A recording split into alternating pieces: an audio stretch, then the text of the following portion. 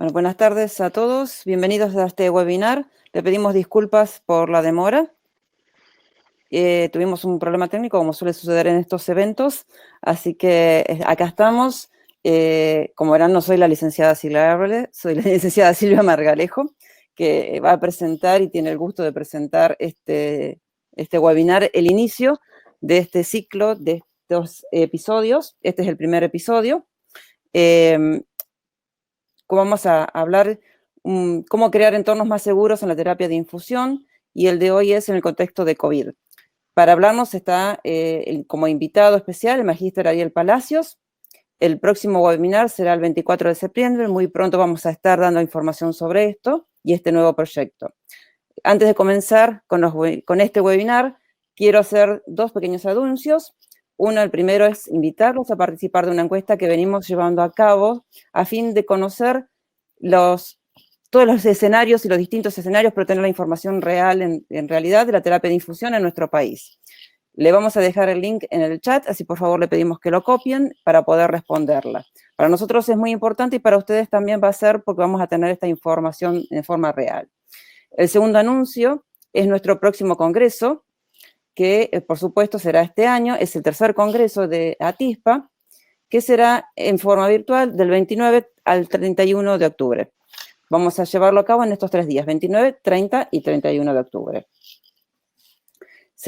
Yo seré su presidenta, estoy a cargo de este honorable y la verdad que es una misión bastante importante para mí, junto con un comité que estamos preparando un congreso que será bastante increíble. Nuestro programa consideramos que es bastante increíble porque logramos tener muchos colegas expertos de Argentina, pero también de otros países como es México, España, Italia y Australia, y Estados Unidos, perdón, estaba olvidando otro más. La verdad que no se lo pueden perder, la inscripción será muy prontito, vamos a tener con un programa y un programa de becas que serán entregadas a través de la industria y a través nuestra, ya van a tener un poquito más de información. Pero queremos que esté, obviamente, nuestro país, pero también América Latina participando del mismo. Bueno, ahora agradezco nuevamente a Ariel por estar con nosotros y voy a presentarle un poquito el extenso currículum. Un segundito. Ariel es un apasionado por mejorar la calidad de atención y la seguridad de cada paciente y por eso hoy lo hemos invitado. Es conferencista, asesor y consultor internacional en mejora de calidad de seguridad del paciente y acreditaciones en salud. Codirector de la diplomatura en seguridad del paciente de la Universidad Austral de Argentina. Profesor de programas de grado y posgrado de diversas universidades argentinas y del exterior. Tiene una extensa experiencia internacional en equipos de mejora en instituciones de salud pública, privada y del seguro social. Ex jefe y asesor de seguridad del paciente del Hospital Universitario Austral, que fue la primera institución acreditada en nuestro país por Joint Commission. Conferencista en más de 150 eventos académicos nacionales e internacionales. Es profesor honorario de la carrera de Medicina de la Universidad Autónoma del Estado de México. Miembro colaborador honorario de la Fundación para la Seguridad del Paciente de Chile, miembro de la Comisión para la Revisión de Estándares del Instituto Técnico de Acreditación de Establecimientos de Salud de Argentina, que es el ITAES, es licenciado en Enfermería y máster en Gestión de la Calidad y la Excelencia en las Organizaciones. Dije que era un extenso currículum y nosotros creo que hicimos un resumen. Bueno, al finalizar la presentación vamos a compartir las preguntas con ustedes. Recuerden que para obtener el certificado no vale irse antes, tienen que estar hasta el final, así pueden tener su certificado.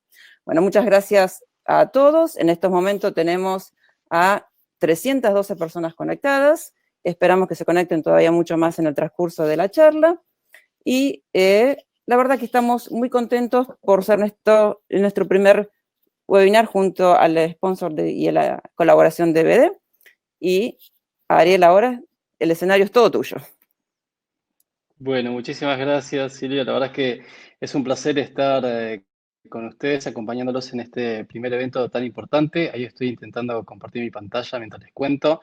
Con Silvia nos conocemos hace muchos años y la verdad que es un No saquemos cuenta. placer Es un placer verla acá. En algún momento vamos a charlar de eso, Silvia. Así que bueno, tengo grandes amigos allí en Atispa y hoy estoy muy honrado por la invitación que me ha hecho Atispa con el auspicio de BD. En verdad voy a enfocarme en estos 40 minutos que tenemos de charla aproximadamente en las letras SPA de Atispa, que es básicamente seguridad del paciente. No soy un experto en terapia de la infusión, pero sí he tenido mucho desarrollo en todo lo que es la gestión de la calidad y la seguridad del paciente en particular. Y desde ahí, y desde el enfoque de COVID y el impacto que está generando sobre estas disciplinas, es que pretendo de alguna forma acercarles algunas reflexiones. Más que aprendizaje, son reflexiones para que después en el momento de las preguntas podamos de alguna manera debatir y por supuesto abrir el juego a que puedan ser refutadas y así construir un poquito mejor el conocimiento que tenemos escaso sobre lo que está pasando con la pandemia en el planeta. Bueno, entonces, en verdad, el enfoque va a estar puesto sobre lo que el COVID está haciendo en nuestros procesos y en nuestros sistemas de gestión de calidad y seguridad del paciente, especialmente el foco puesto sobre los países de Latinoamérica. Yo cuando inició la pandemia estaba trabajando en Colombia en un proceso de acreditación internacional, una institución muy, muy relevante de Bogotá, y a la semana de estar a punto de regresar hacia Argentina, recibíamos auditores de Estados Unidos, donde ya tenían un foco bastante importante de COVID y por tanto tuvimos que prepararnos muy fuertemente porque sabíamos, por un lado, que íbamos a recibir toda la nueva oleada, si se me permite el término, de contagios y además porque íbamos a ser evaluados de manera muy exigente a propósito de los aprendizajes que estaban teniendo en el norte de este continente. Entonces, en verdad, COVID me tomó desde allí, traje algunas experiencias que fui recolectando a lo largo de diversos países de Latinoamérica y de alguna manera el aprendizaje que fui obteniendo lo quiero compartir con ustedes en los próximos minutos. Paralelamente con la publicación de unas reflexiones hechas por un grupo de líderes mundiales en seguridad paciente, un amigo chileno, un amigo médico chileno, después de enviarme diversos correos electrónicos y chat, me decidió llamar por teléfono y me preguntó básicamente esto: ¿por qué no me estás contestando? Y mi respuesta automática fue: estoy colapsado de trabajo. Y en concordancia con ese trabajo publicado, él se preguntó lo mismo y se atrevió a preguntarme lo mismo. Dijo, pero ¿por qué tenés mucho trabajo? Si vos hacés calidad y seguridad de paciente. Y esto es un tema de salud pública, de infectología, control de infecciones y demás, y los de calidad no tienen nada que hacer con esto. Y en verdad la reflexión que hacían esos autores era básicamente la misma, argumentando que aquellos que trabajan en gestión de calidad y seguridad del paciente, innovación, gestión de riesgo y demás, si eran profesionales asistenciales, los habían inyectado a la asistencia directa de los pacientes porque comprendían muchas organizaciones que ya no teníamos tanto que hacer en este contexto. En verdad, eso me llevó a reflexionar acerca de qué es la calidad y la seguridad de los pacientes y recordé un trabajo que se publicó hace algunos años, allá por el 2001, por parte del Instituto de Medicina de Estados Unidos, titulado Cruzando la brecha de la calidad. Básicamente hablaba de cómo establecer mecanismos y sistemas de tal forma de que podamos acercar esas diferencias que teníamos en términos de mejora de procesos, de calidad, de seguridad del paciente en distintas organizaciones, en particular de Estados Unidos, pero haciendo alusión a todo lo que ocurría en el globo entero. Y desde allí, un aspecto muy importante que ponía foco sobre esta definición de calidad, hay muchas definiciones, pero esta es muy relevante porque básicamente es la que me ayudó a responderle a mi amigo y a entender la lógica de trabajo que estábamos teniendo todos aquellos que de alguna u otra forma nos estamos dedicando a esto. No importa si son jefes de calidad, seguridad paciente, jefes de servicio, directores de hospitales, o enfermeros, médicos asistenciales, personal administrativo. Todos de una u otra forma trabajamos en procesos de mejora de las instituciones. Este trabajo decía básicamente que para que una institución pueda decir que está trabajando efectivamente en calidad en sus prestaciones y cuidados, debía poder generar 6 productos. Y que esas prestaciones, esos cuidados, ese trabajo, en definitiva tenía que ser efectivo, tenía que ser centrado en el paciente, en las necesidades del paciente y no en la necesidad de los médicos, de los enfermeros o del financiamiento de la salud, por supuesto que condiciones necesarias, pero particularmente en la necesidad del paciente y su familia. Esas prestaciones y cuidados tendrían que ser oportunos, eficientes, evitando el despilfarro de tiempo, evitando el desperdicio de recursos de todo tipo. bien, porque es escaso y en este tiempo de COVID creo que lo entendimos muy bien, tiene que ser equitativo y por sobre todo tiene que ser seguro. Desde ese enfoque yo dije, ok, los que en definitiva estábamos observando los procesos de mejora, debemos reenfocar el esfuerzo que estamos haciendo por COVID y las instituciones en torno a estos 6 productos específicos.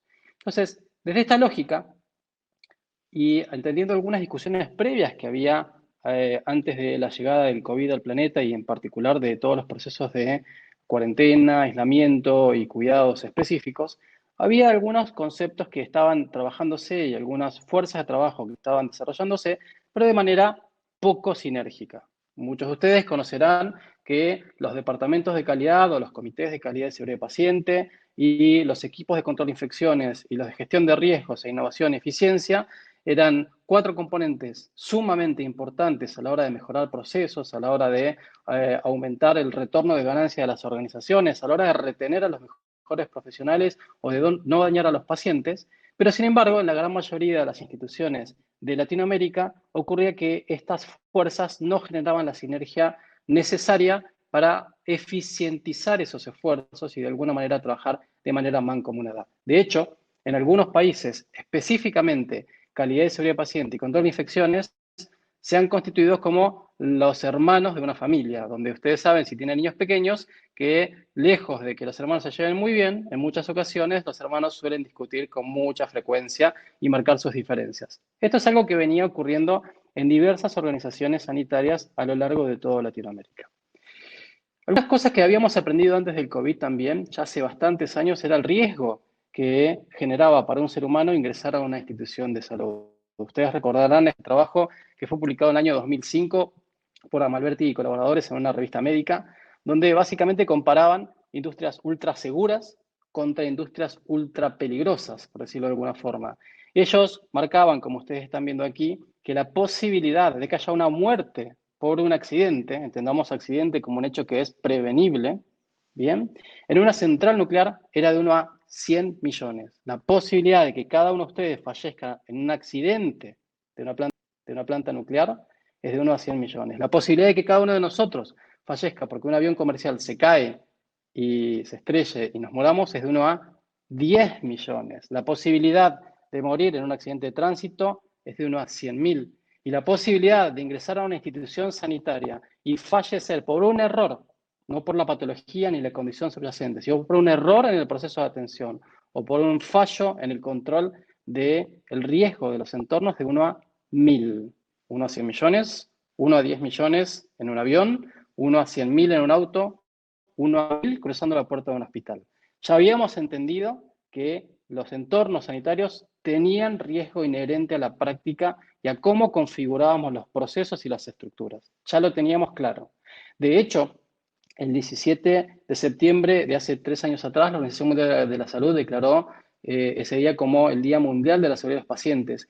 Y un anuncio muy disruptivo que hizo fue que por cada minuto en el planeta, fallecen al menos 5 personas en el sistema de salud por eventos evitables. Bien, esto era algo que ya lo teníamos muy en claro.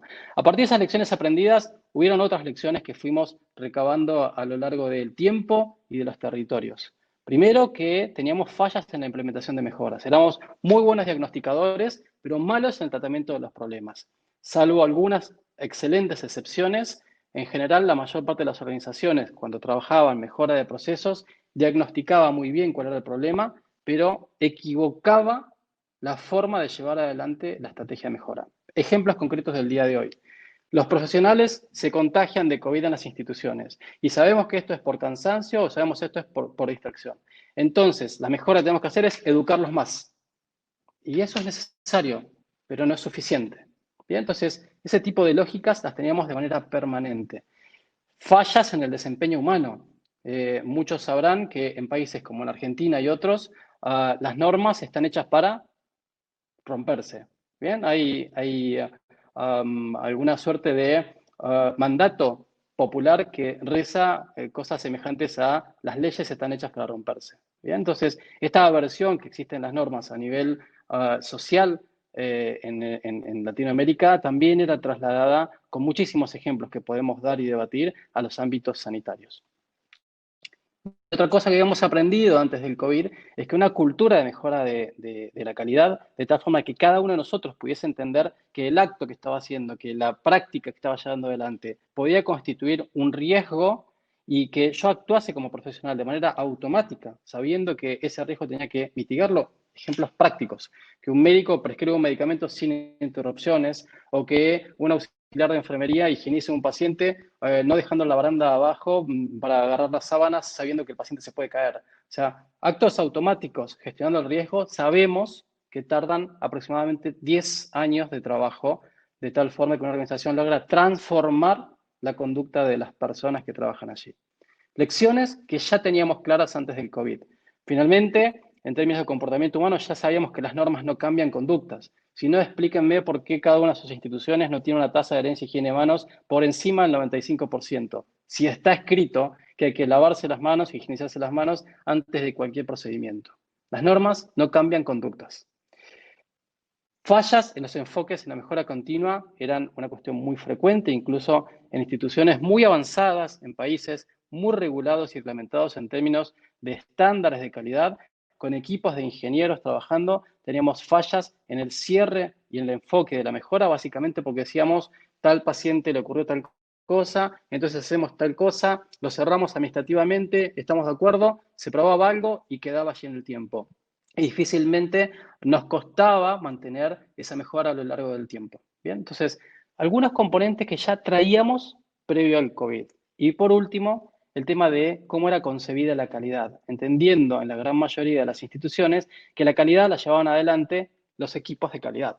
El departamento de calidad, el equipo de control de infecciones, gestión de riesgo, pero no los jefes de las áreas o los mismos responsables operativos, médicos, enfermeros, administrativos, kinesiólogos, etcétera, que trabajaban frente a la atención del usuario, del paciente, del cliente.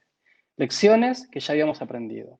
En base a esas lecciones empezamos a entender qué nos estaba pasando y empezamos a comprender qué estamos aprendiendo ahora con la incursión del COVID en nuestros procesos de atención. Y aquí quiero reflexionar acerca de algunos aspectos positivos y algunos un poco negativos de lo que está dando el COVID en nuestras organizaciones. 8 aspectos positivos en general son los que quiero tocar en el día de hoy. Primero, un aspecto de integración.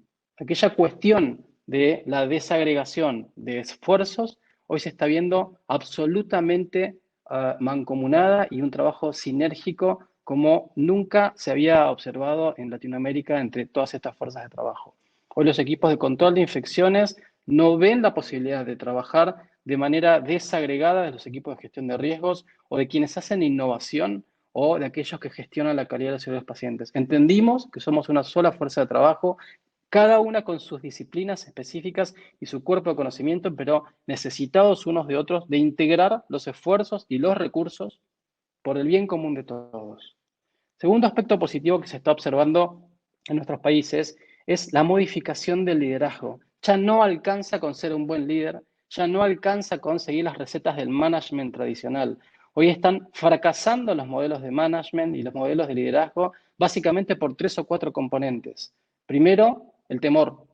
Segundo, el desconocimiento. Tercero, la incertidumbre. Y cuarto, la falta de planificación estratégica. Hoy estamos viendo muchísimos jefes de servicio que aunque digan cómo deben ser llevadas adelante las cosas, el personal que está a su cargo no cumple las medidas de esta forma simplemente porque ese liderazgo se está desmoronando porque estamos en otro marco específico de trabajo. Por el contrario, sí estamos viendo que hay un fuerte compromiso de parte de los gobiernos de las organizaciones. Me ha tocado observar en distintas instituciones que acompaño desde el asesoramiento cómo en sus cuadros de mando integrales, en sus tableros de control, tienen indicadores tan precisos como, por ejemplo, el consumo de barbijos o cómo evitar el quiebre en la cadena de suministros. Entonces, están involucrándose de manera sustantiva los directores de las instituciones como jamás antes había ocurrido en términos de mejora de procesos y gestión de riesgo. Otro aspecto positivo dentro del ámbito de la lista de liderazgo es el leadership, este concepto que habla no solamente de los directores y los jefes, sino del conjunto de liderazgo que constituyen estos estratos y aquellos líderes informales que surgen a partir de la práctica profesional, de las bases y que aportan ideas innovadoras. Están surgiendo nuevos líderes que son informales y que por su forma de desenvolverse, por su resiliencia y por otros aspectos, están constituyéndose como aquellos que de alguna manera dan soporte o llevan adelante los esfuerzos de equipos enteros de atención.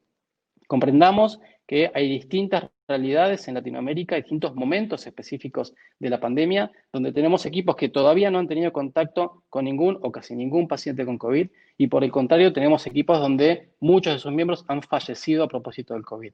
Entonces, en esa quimera de experiencias hay muchos nuevos y tipos de liderazgo diferentes que están surgiendo.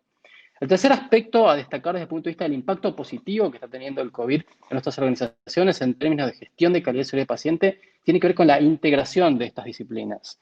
Ya nos hemos cansado de escuchar respecto del uso de checklists quirúrgicos, de listas de verificación de colocación de catéteres centrales o de listas de bundles, etcétera, y que se aplicaban específicamente para algunas estrategias desagregadas e independientes de algunas de las disciplinas que hemos mencionado. Hoy estas herramientas, incluso las de eficiencia, como los huddles, que son pequeñas reuniones donde se reúnen los equipos, no importa a qué se dediquen, no importa el rango que tengan, no importa la antigüedad, se reúnen al inicio del día y dicen, ok, ¿cuál es el paciente más crítico? ¿Qué tenemos que hacer? ¿Quién ingresa a la habitación? ¿Cómo reorganizamos el trabajo de tal forma de exponernos menos otros? ¿Cómo optimizamos los tiempos y demás? Están siendo incorporadas, siendo aquellas herramientas específicas, por ejemplo, de la eficiencia, a la actividad profesional cotidiana de la atención de los pacientes de manera directa. Esa integración de las herramientas que antes eran exclusivas de ciertas áreas o ciertas dimensiones de la calidad, hoy están trascendiendo las barreras disciplinares y están ayudando a los equipos profesionales a reorganizarse para cuidarse y cuidar a los pacientes. El siguiente aspecto positivo tiene que ver con el cuidado de los colaboradores. No es que antes no los cuidásemos, no es que antes las organizaciones no se ocuparan de sus trabajadores, de sus profesionales, pero en verdad la necesidad de mantener sanos a los trabajadores de la salud ha hecho que muchísimas organizaciones en estas regiones trabajen de manera coordinada y con un esfuerzo jamás antes visto sobre estrategias, por ejemplo, de salud mental. Hoy hay grandes equipos de psicólogos y psiquiatras que recorren organizaciones. Hay estrategias incluso gubernamentales en algunos países que establecen la iniciativa de botones de pánico frente a situaciones de desborde de salud mental de algún profesional. Por ejemplo, aquí en Argentina hay una estrategia desde la Dirección Nacional de Salud Mental del Ministerio de Salud de la Nación que de alguna forma lanza una suerte de salvavidas de tal forma que cualquier profesional del país pueda acceder a la consulta inmediata con algunos de sus profesionales. ¿Okay? Entonces, hay muchísimas estrategias de soporte de la salud mental de los profesionales porque entendemos lo que implica esto. Hoy estaba escuchando un Zoom, una reunión que teníamos con una de las organizaciones en las que colaboro, y los miembros de la unidad de terapia intensiva de cuidados críticos hablaban de lo difícil que era este momento contra una enfermedad que ellos denominaron como injusta. ¿Bien? Y yo, siendo de base intensivista pediátrico, durante muchos años me dediqué al cuidado de los niños gravemente enfermos, pensaba de qué forma impacta a un intensivista la muerte o a un emergentólogo la muerte de un ser humano. Y en verdad impacta de dos formas, por lo menos desde una experiencia más personal. Impacta desde el punto de vista de la pérdida de un ser humano e impacta desde el punto de vista del fracaso para el cual fuimos formados. Fuimos formados para salvar vidas o para intentarlo. Y muchas veces el COVID no nos deja. Entonces, estas necesidades de soporte de salud mental son hoy puestas de relevancia de una manera que jamás había ocurrido. El otro aspecto en términos de cuidado de los colaboradores que se están llevando adelante en las instituciones es una mayor disposición al control de la salud. Controlamos todo el tiempo su temperatura, si está bien, si tiene síntomas, etcétera, etcétera, ¿no? Probablemente para evitar el contagio cruzado entre nosotros y no tener que redoblar los esfuerzos para encontrar nuevo personal que reemplace a los que están enfermos. Pero como sea, el objetivo es cuidar al trabajador y un fuerte énfasis en el entrenamiento. Antes, en algunos de nuestros países, el entrenamiento era considerado una cuestión secundaria o importante, pero no tenía la relevancia que hoy se tiene. Hoy entendemos que entrenar a la gente es una condición sine qua non. De hecho, recuerdo que hay estándares internacionales por organismos muy prestigiosos que en sus estándares obligatoriamente exige que el entrenamiento del personal sea dado dentro de su horario de trabajo. Cuestiones que han sido muy discutidas durante muchos años en las instituciones. Hoy ese tema ya no se discute. Hoy entendemos que la gente tiene que estar entrenada, porque si no va a fallar. Aspectos positivos que el COVID está trayendo a nuestros procesos de atención.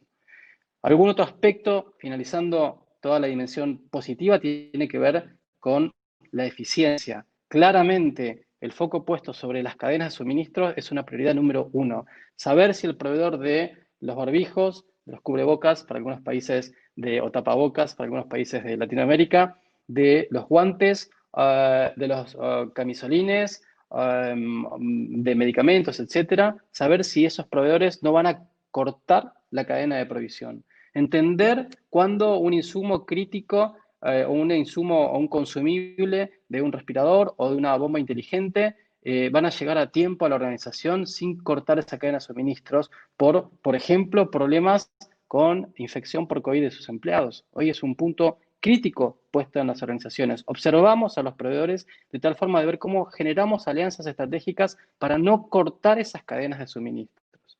Finalmente, el tema de los controles de stocks hoy se están viendo de manera sustancialmente relevados y atacados justamente porque, de alguna manera, otra vez, si nosotros perdemos los stocks que tenemos, ya han visto lo que ha pasado con los N95 y otro tipo de dispositivos especiales para este momento crítico, vamos a tener graves problemas de infección y de atención en nuestras organizaciones.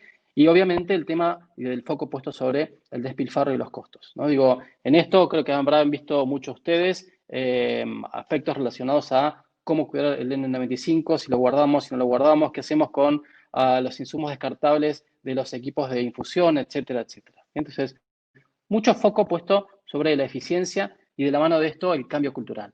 Siguiente dimensión positiva del impacto del COVID.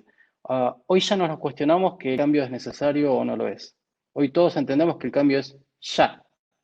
De hecho, nos ha ocurrido en nuestros países que desde el inicio de la pandemia hasta aquí hemos cambiado de manera sistemática y casi periódica las definiciones de casos, las definiciones de aislamiento y los procesos y procedimientos de cómo cuidarnos y cuidar a los pacientes.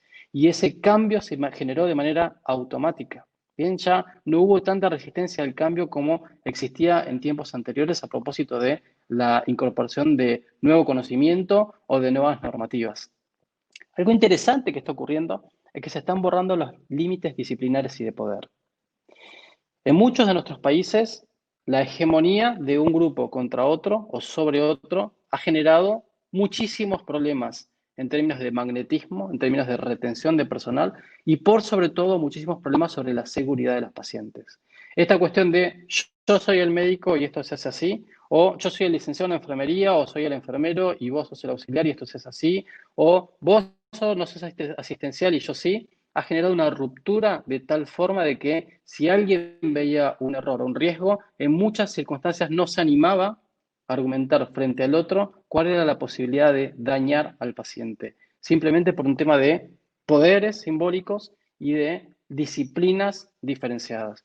Hoy esos límites se están viendo limitados, se están viendo borrados, se están viendo desvanecidos, porque estamos comprendiendo que cada uno de nosotros es la barrera del otro y es la ayuda y el complemento del otro. Es el que le va a decir, tenés mal puesta la máscara, es el que le va a decir, ojo que te estás tocando la cara, es el que le va a decir, ese paciente está aislado, es el que le va a decir, déjame que yo ingreso a esto. Entendimos que más allá de las actividades que cada uno de nosotros tenga, somos un equipo de trabajo. Y eso es un aspecto muy positivo que jamás habíamos logrado desde la gestión de la calidad de manera masiva. Finalmente, entendimos que todos dependemos de todo. Dos últimos aspectos en términos positivos es la aceleración de la curva de aprendizaje. Este tiempo nos ha obligado a entrenarnos mucho más rápido, a entender que los simulacros y las simulaciones son absolutamente necesarias y que dependemos de cuán rápido aprendamos los protocolos y los procedimientos que tenemos que implementar de manera inmediata. Las curvas de aprendizaje a partir de simulaciones, de tecnología y de fallo y error están siendo se están viendo aceleradas en términos de tiempo y de resultados respecto de tiempos anteriores. Finalmente, desde el punto de vista positivo, se está observando un aumento en entornos, en la creación de entornos que faciliten la innovación.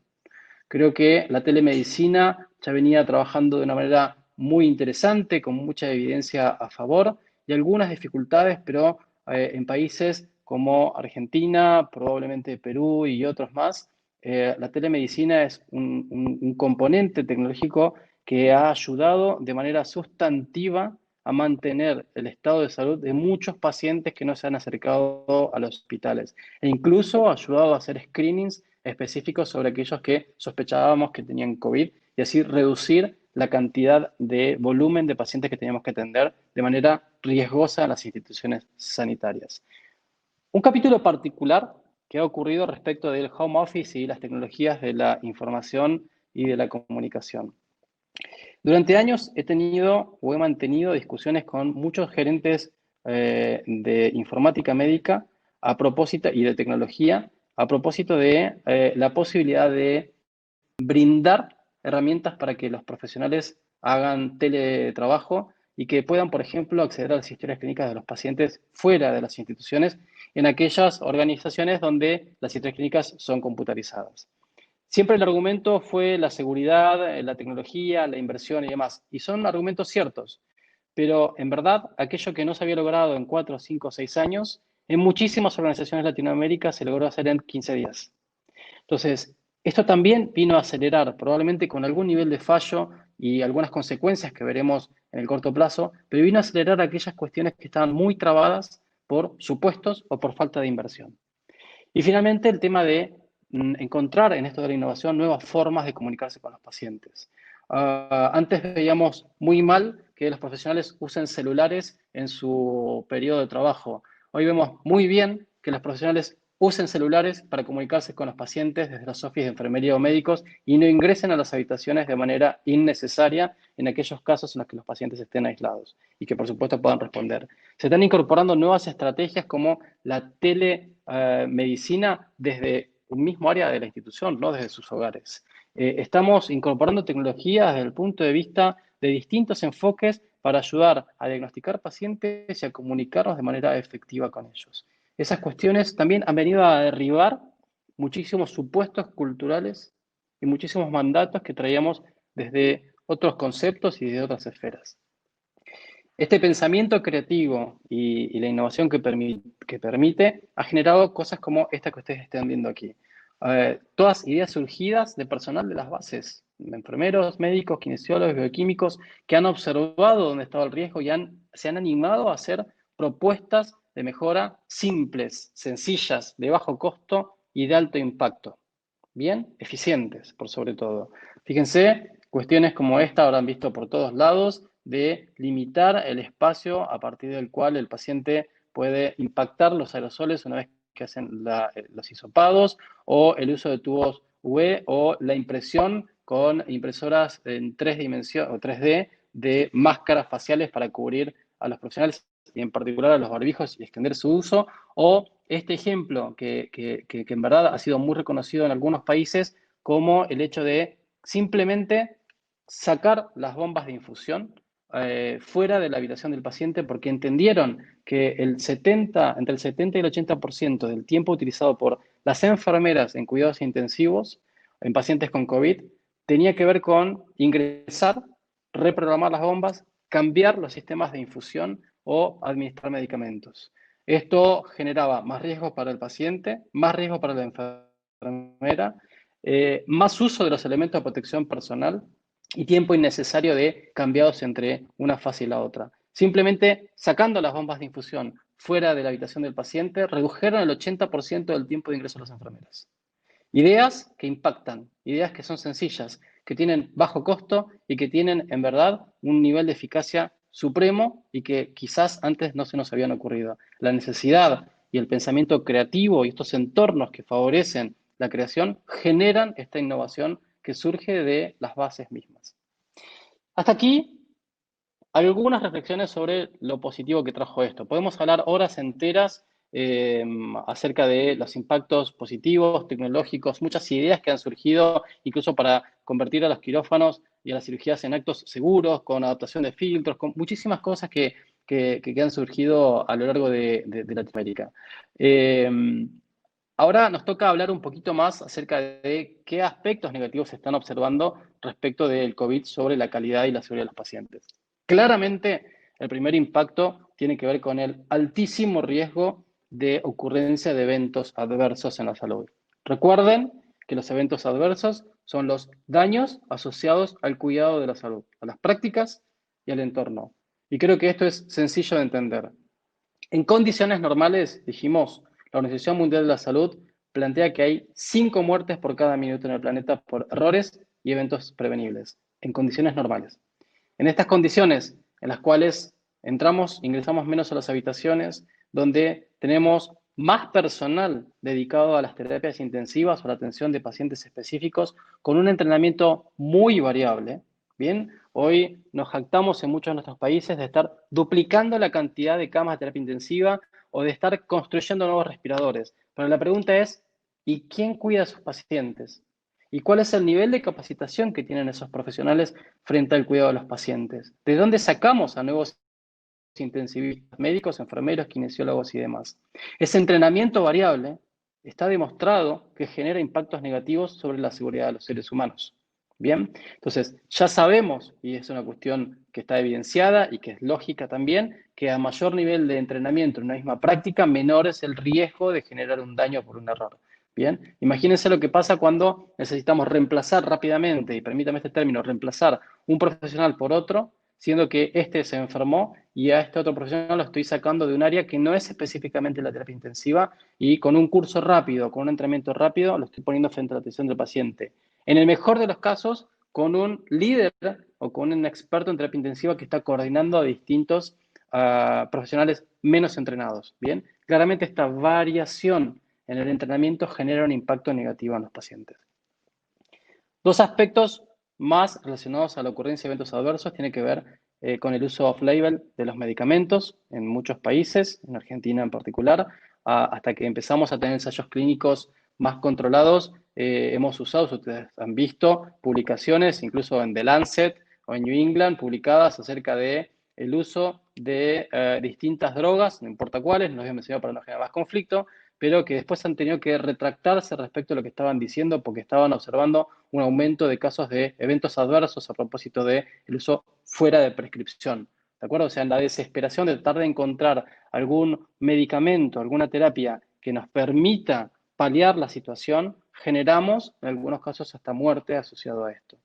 Y finalmente el tema de la relación numérica entre profesionales y pacientes. Ya hace muchos años Linda Aiken, una doctora en enfermería con cerca de 130 papers publicados en PubMed, en una línea de investigación específica sobre las condiciones laborales y la seguridad de los pacientes, había determinado un estudio multicéntrico muy intenso, 17.000 enfermeras, cientos de miles de pacientes, que por cada paciente que le agregábamos a una enfermera, aumentaba el riesgo de mortalidad de todos 7% al mes.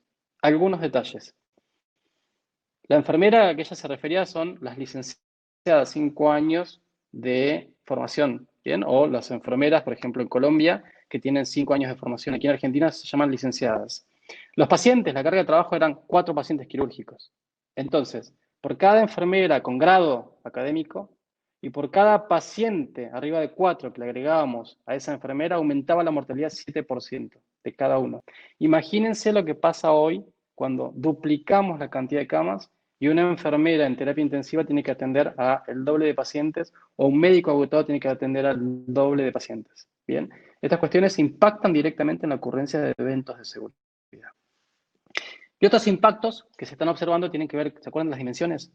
Con la atención centrada en la persona. Antes decíamos, tenemos que acercarnos más al ser humano, tenemos que estar más cerca de él o de ella, dedicarle más tiempo. Hoy decimos, no entremos tantos en las habitaciones, el paciente tiene que estar solo, no puede venir el familiar a verlo, si se muere está muriendo solo en muchos países.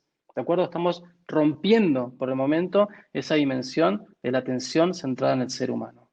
Estamos teniendo fallas en la implementación porque estamos diagnosticando mal. A veces pensamos que nuestros profesionales se contagian por contacto directo con el paciente y probablemente nuestros profesionales se contagien por otro tipo de cosas que si quieren después las discutimos en la sesión de preguntas. Bien, estamos implementando medidas para proteger que no están dando muchos resultados porque el diagnóstico está mal hecho en muchos casos.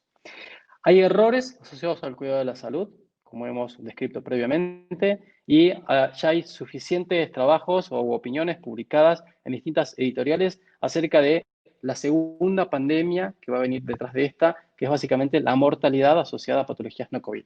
Todos esos que eran crónicos, los pacientes cardíacos, los trasplantados, etcétera, los pacientes oncológicos, diabéticos, etcétera, que hoy han visto disminuidos sus controles médicos a propósito de esto, probablemente tengan un impacto bastante negativo a partir de alguna forma, la desintegración del sistema de salud tal cual lo conocemos hasta el día de hoy. Para tratar de disminuir esos riesgos, esos aspectos negativos, claramente tenemos que gestionar esos riesgos, tenemos que poder abocarnos en ese esfuerzo, pero básicamente entendiendo que hay dos grandes dimensiones que de alguna manera se constituyen como denominadores comunes de esto. Algunos aspectos positivos y otros negativos en términos de aspectos que aumentan el riesgo y otros que lo disminuyen.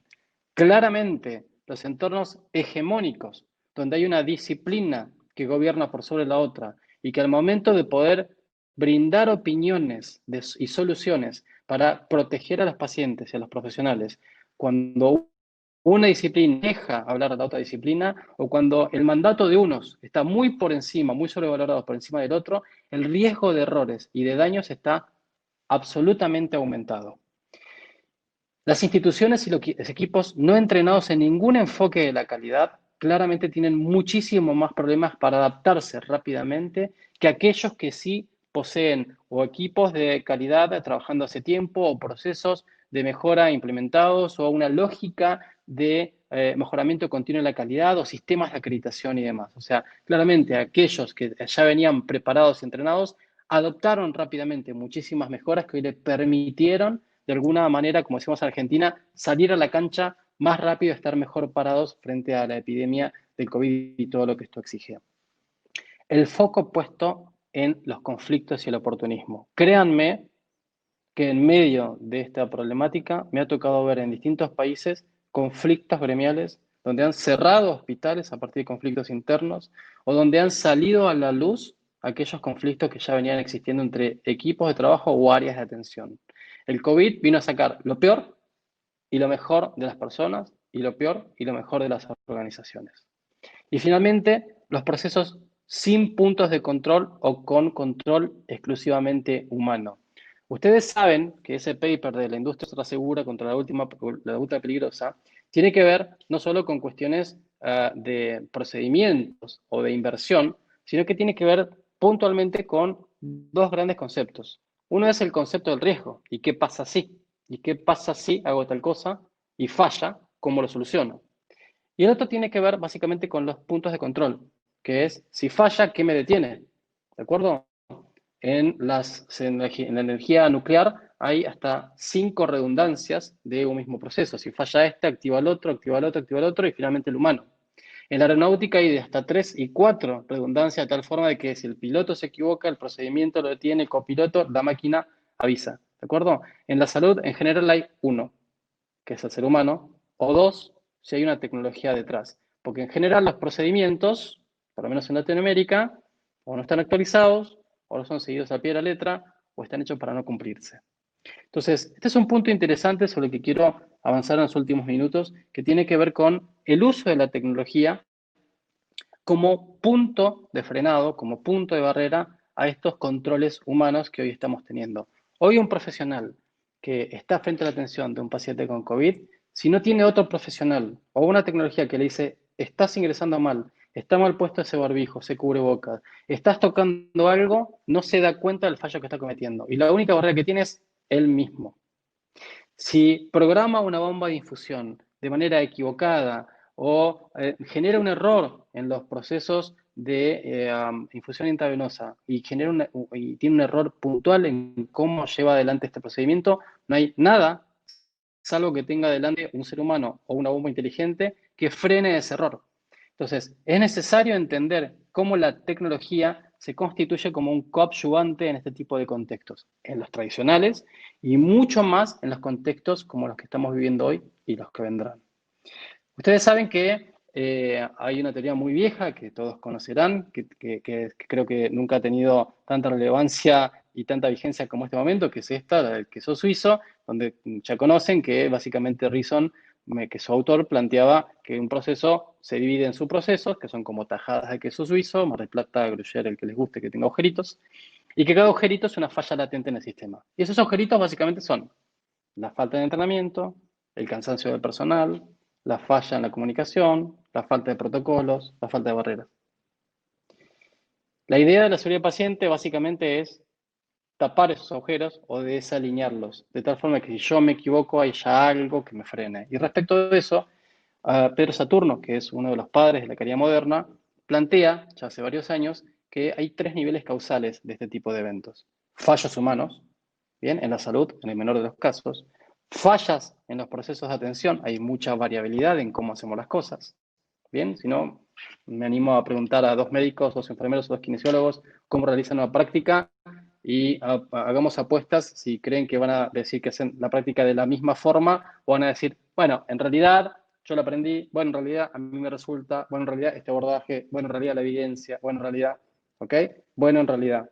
Si pongo 2 ingenieros nucleares a preguntar cómo manejan un aparato o 2 pilotos cómo despegar un avión, probablemente el bueno en realidad es mucho menos probable que en la salud.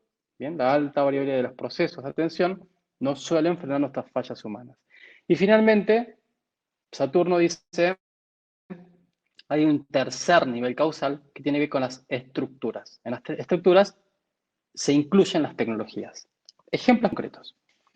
En terapias intensivas, en unidades de cuidados críticos, si un operador va a preparar un respirador artificial, un ventilador mecánico, y ustedes saben que son alimentados por 2 gases, oxígeno y aire comprimido, se equivoca porque está distraído, acuérdense del queso suizo, porque está cansado, porque está pensando otras cosas, porque hay una emergencia, etc. Ahí intenta conectar equivocadamente las mangueras, la de aire en oxígeno y viceversa. Primero tiene distintos niveles, su entrenamiento, pero puede fallar, ¿sí? Falla humana. El procedimiento, cómo se conecta el respirador, pero puede fallar. Y finalmente la tecnología, donde finalmente esto impide que cometa el error. Básicamente porque los sistemas de conexión no se complementan con los sistemas de conexión de la pared. Están mecánicamente preparados para no ingresar. ¿De acuerdo? Entonces, de ese tipo de sistemas hay muy pocos en la salud. Y necesitamos entender que estamos necesitados en este nuevo mundo, en esta nueva normalidad, de incorporar más tecnología de tal forma de que complemente como un coadyuvante la seguridad que brindamos como seres humanos entrenados, profesionales entrenados y con procesos bien establecidos. 3 niveles de barrera. Entrenamiento humano, necesario, no suficiente, procesos robustos y baja variabilidad, y tecnología y estructura que ayude a complementar esos niveles como última barrera específica.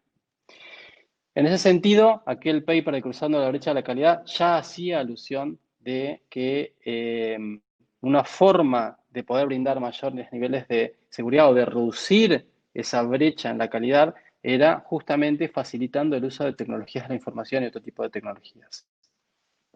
Hay muchísimos papers, solo les traje algunos para que pudiésemos reflexionar brevemente o mencionar brevemente acerca de cómo el uso de la tecnología impacta de una u otra forma la seguridad de los pacientes, desde el punto de vista de cómo puede ayudar la tecnología a mejorar la seguridad de los pacientes, reduciendo los errores de medicación en chicos, por ejemplo, o usando la tecnología para todo lo que es mantenimiento de educación en residentes durante la pandemia de COVID, o el desarrollo de bombas de infusión dedicadas a la infusión segura para los pacientes o la gestión de riesgos basada en modelos de evaluación para la telemedicina. Entonces, necesitamos comprender que la tecnología es un coadyuvante importante para todos los procesos de atención, en lo que hoy nos convoca, especialmente para las terapias de infusión. Ahora, esta es una revisión de una revista saudí, donde hace 3 años, fíjense, ya 3 años, decían por niveles de evidencia cuáles eran los aspectos más importantes que se fueron evaluando para evitar errores. Uno era el aspecto de las prescripciones electrónicas.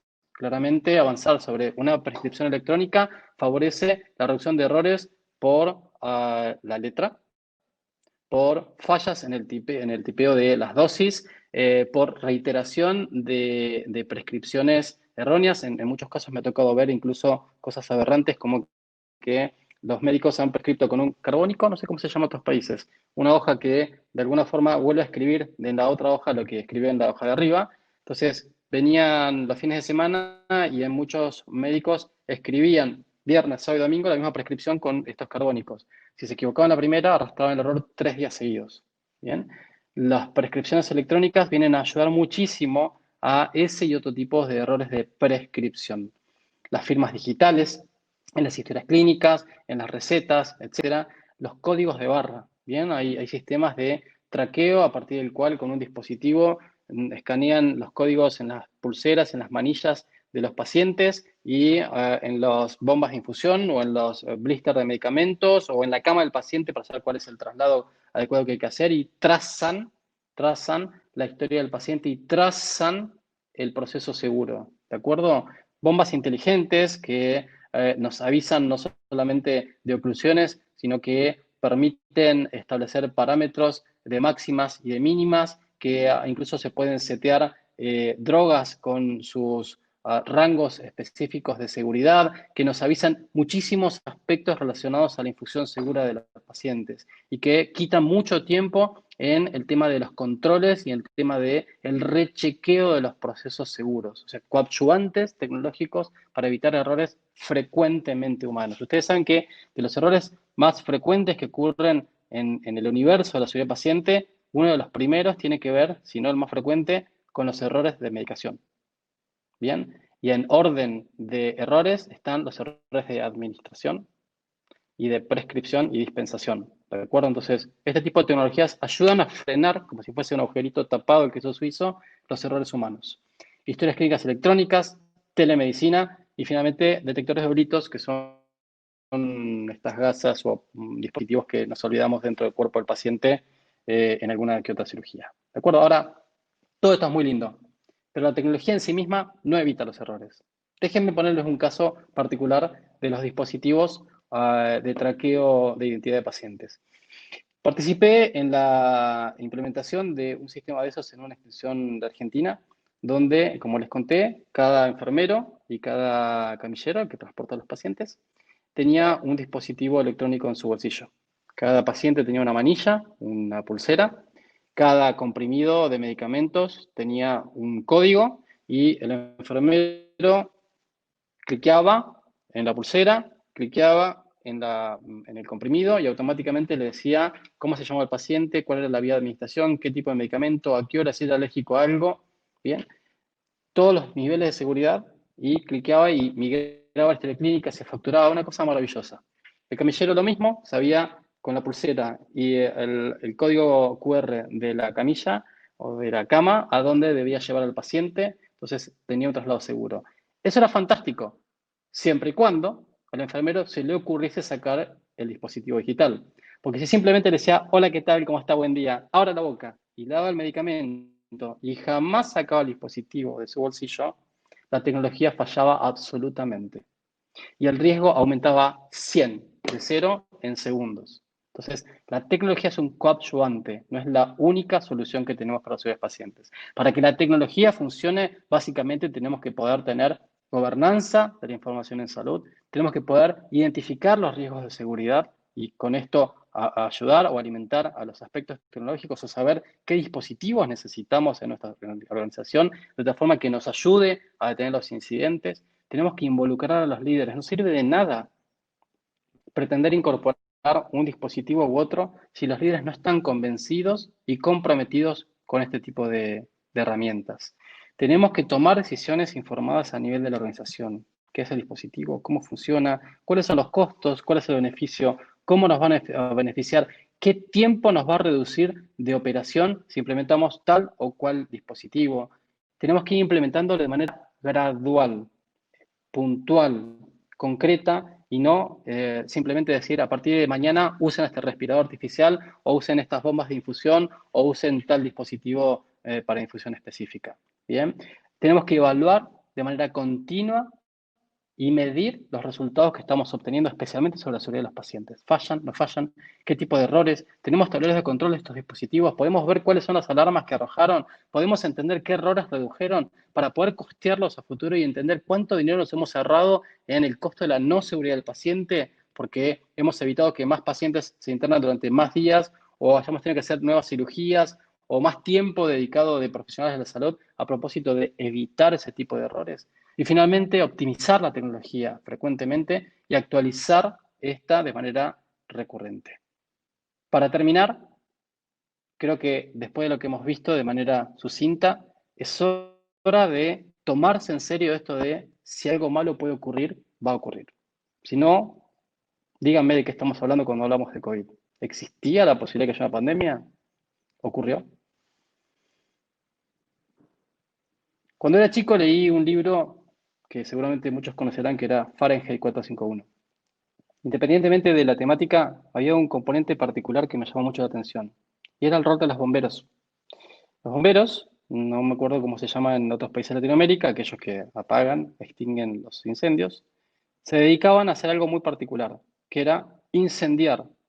Y ellos incendiaban, prendían fuego, libros.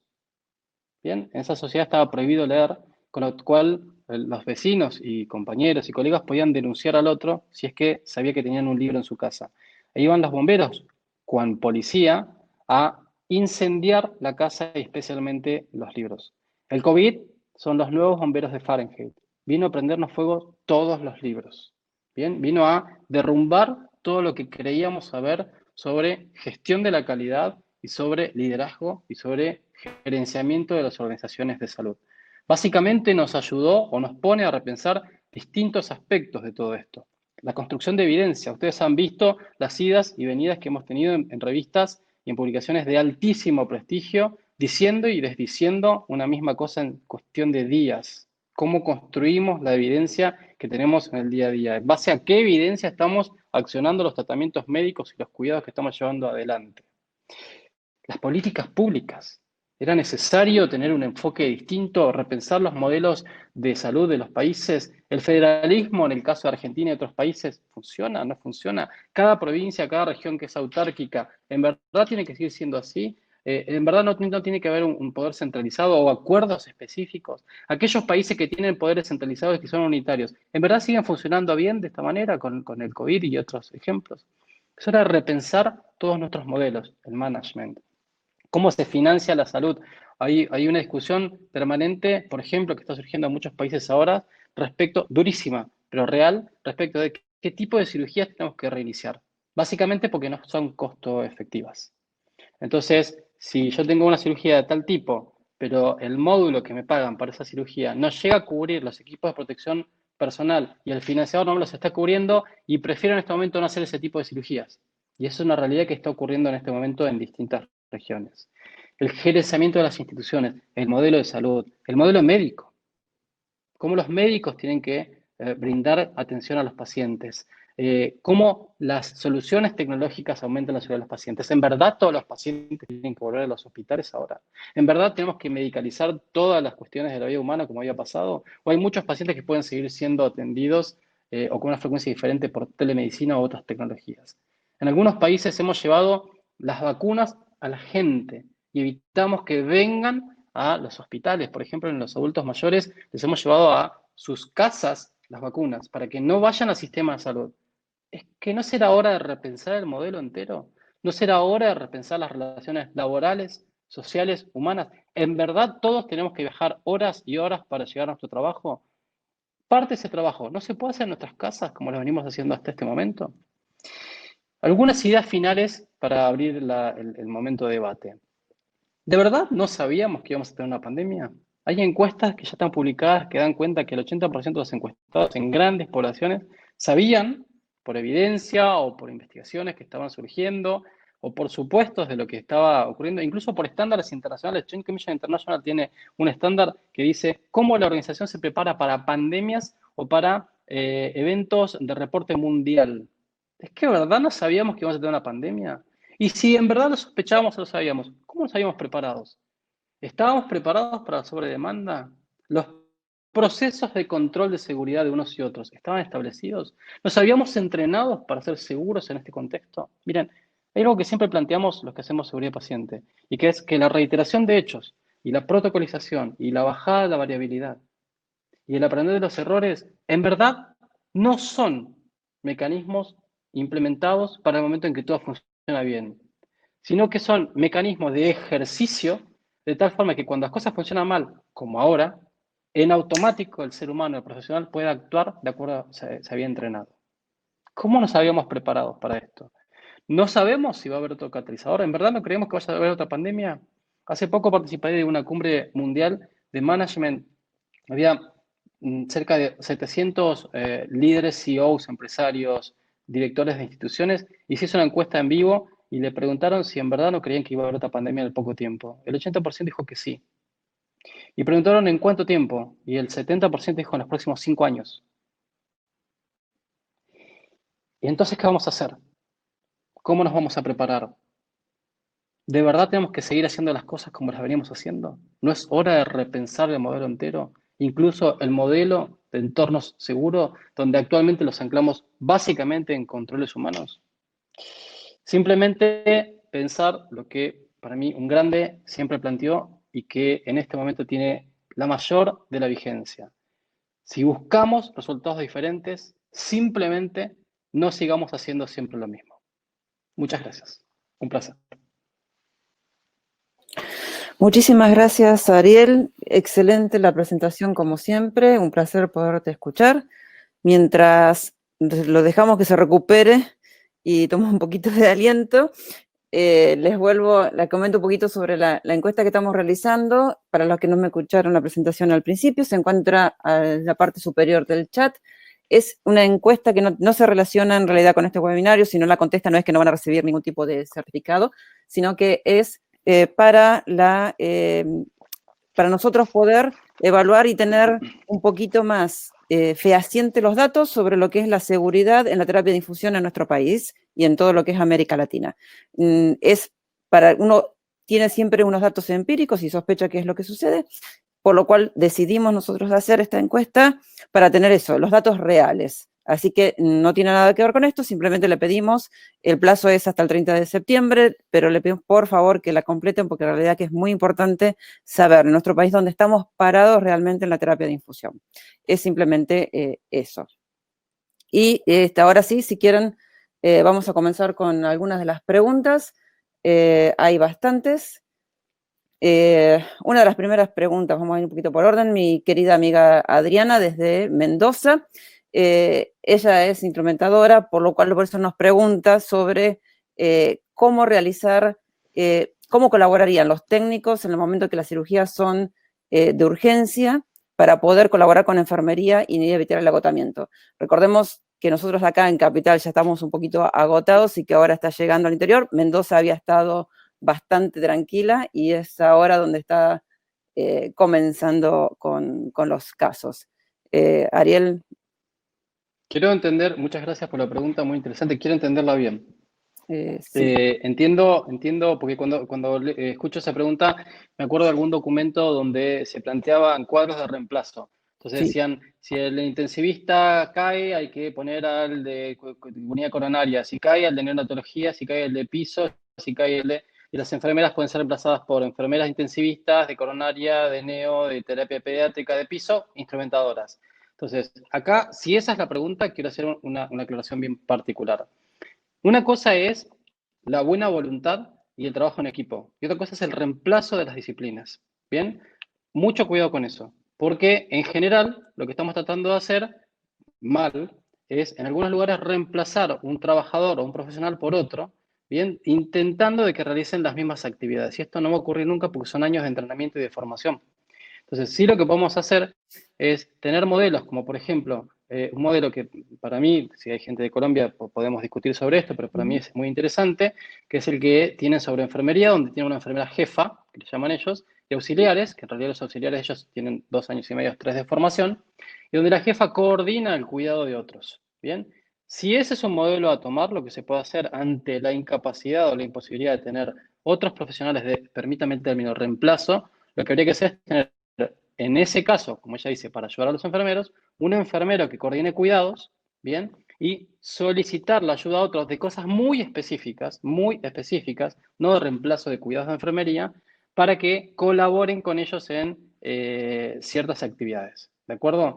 Entonces, doy un ejemplo muy puntual, nada, absolutamente diferente al del COVID, pero me parece que es muy, muy certero. La mejor práctica ante la reanimación cardiopulmonar es incorporar a la familia y hay evidencia sobre esto. ¿Bien? Estoy sacando totalmente el foco de contexto. Y uno de los roles fundamentales es el de una persona que esté al lado de la familia, especialmente si son padres de chiquitos que están en paro respiratorio, contándole lo que están haciendo momento a momento, para darle contención. ¿Bien? Entonces, hay actividades que no son técnicas, que pueden ser desarrolladas por otras personas que tienen que tener capacitación, por supuesto, pero que forman parte fundamental del cuidado, aunque no necesariamente técnica. ¿Bien? Entonces, en este caso lo que habría que ver entre instrumentadores y enfermeros es cuál es el componente común que ambos tienen y de esa forma colaborar en casos extremos. Estamos hablando de casos extremos, ¿bien? Hay muchos casos extremos que se están dando en muchos países que tienen que ver, por ejemplo, con insertar estudiantes recién graduados sin experiencias al sistema de salud, ¿bien? O de aceptar a extranjeros que en otros tiempos tenían que lograr una reválida de manera más automática para inyectarlos dentro del sistema de salud. Con lo cual, no hay una forma correcta o incorrecta de hacer las cosas. En muchas localidades, en muchas provincias, en muchas regiones, realmente el sistema de salud está haciendo lo que puede. Bien, entonces no voy a ser la persona que diga eso es correcto o eso es incorrecto. Lo que siempre digo es mucho cuidado. Bien, porque los procesos de seguridad fallan en los detalles. Y esos son los tipos de detalles en los que a veces fallamos. Tratar de reemplazar a unos por otros sin más, bien, y esto implica todo un nivel de seguridad complicado. No te escucho. No sé si estás muteada. ¿Ahí? ¿Me escuchan ahora? Sí. Que ante situaciones difíciles se toman decisiones difíciles y a veces no son las adecuadas precisamente, pero un poco nos ha llevado a todo esto. Una de las preguntas que se ha repetido varias veces es sobre la rotación del personal, que si es conveniente rotarlo entre salas COVID o no COVID, si esto puede llegar a interferir en la seguridad de la calidad de los pacientes, o si puede llegar a provocar mayor o menor contagio. En algunas instituciones, incluso no con el personal de enfermería, que es el más complicado a veces para poder hacer las coberturas, pero sí han hecho de poder trabajar una semana sí, una semana no, o 15 días trabajan y 15 días descansan. Obviamente que todo va a depender de la cantidad de personas que tenga cada uno y de la situación. Pero bueno, ¿cuál es tu opinión sobre esto? Totalmente de acuerdo. A ver, yo creo que hay que tener una mirada global e inclusiva en todo esto, ¿no? Entonces, nunca hay una respuesta puntual y concreta porque hay distintas realidades a lo largo de toda Latinoamérica.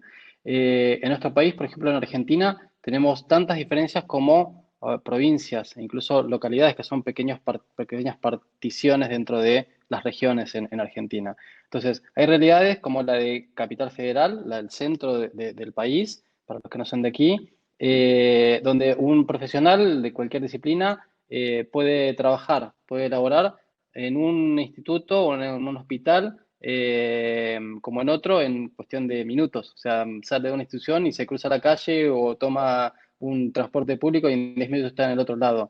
Y hay otras realidades como profesionales que viven a kilómetros y kilómetros de distancia, ¿verdad? Entonces, las recomendaciones van desde lo general, desde lo más adverso a lo más particular.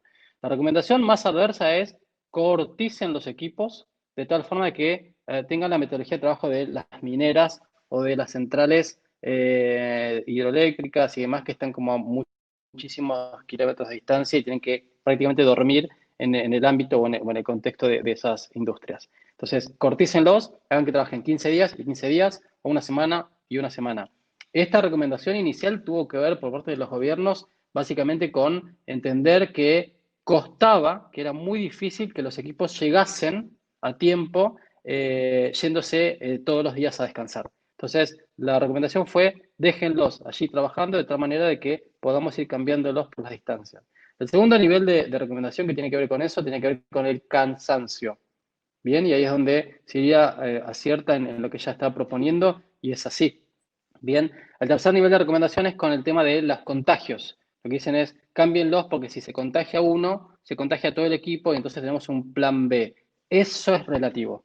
Sí. Porque en verdad eso era muy teórico y era una de las primeras recomendaciones que se dan desde incluso los gobiernos nacionales, que eran recomendaciones traídas incluso desde Europa a propósito de cómo se estaban organizando, pero en verdad lo que estamos observando es que los profesionales no se contagian de manera directa de los pacientes. Hay básicamente tres aspectos que estamos viendo a nivel de distintos organismos de salud y de gobierno a propósito de cómo se contagian los profesionales.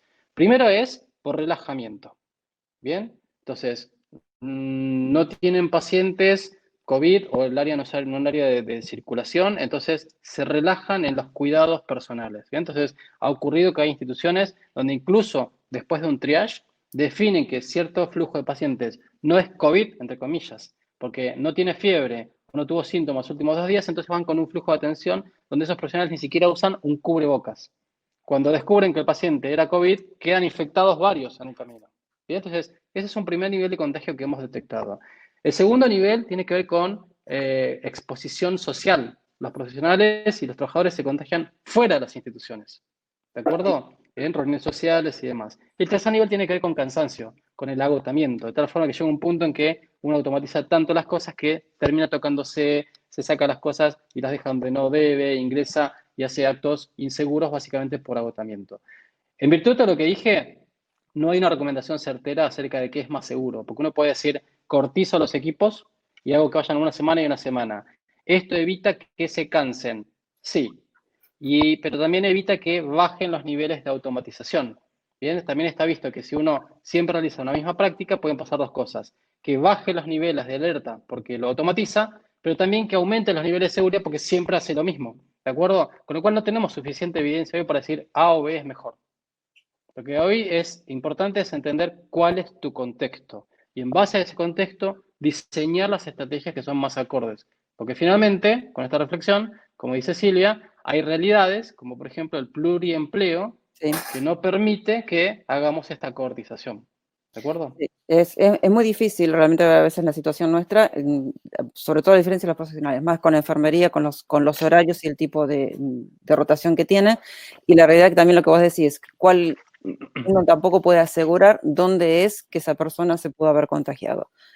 Cuando pasa que es un virus que circula y que está muy abierto en la comunidad, entonces no puede ser uno no puede realmente confirmar, como vos decís, que fue en el lugar de trabajo, fue dentro de su entorno social, puede haber sido simplemente circulando por la calle. La realidad es esa. Acá están llegando cualquier cantidad de preguntas. Yo mientras buscas una, quiero responder a una que acabo de ¿Está ver bien? recién, Vale. que la hizo Karina. Karina, es imposible decir tu apellido, pero es Sislovsky, creo que es, perdón, pero ella dice, ¿el rol de farmacéutico no es tenido en cuenta? Mira, depende de qué haga el farmacéutico y cómo concibas al rol del farmacéutico, pero es fundamental en la seguridad de los pacientes y más en el uso seguro de medicamentos y mucho más en las terapias de infusión.